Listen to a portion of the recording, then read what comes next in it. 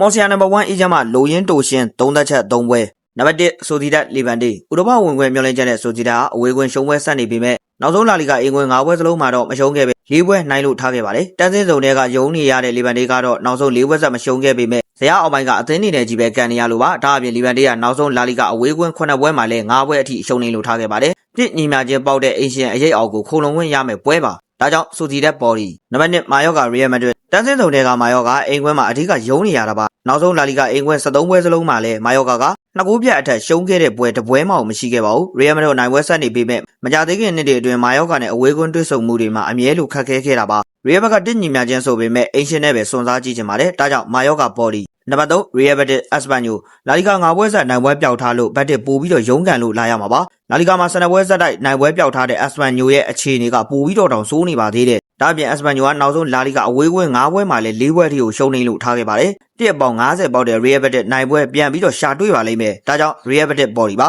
ဒီကိုတို့အနေနဲ့အကြိုက်တူရင်လိုက်ပါစော်ကစားလို့ရပြီးအကြိုက်မတူရင်တော့ဘက်ကန်လို့ရပါတယ်ခင်ဗျာ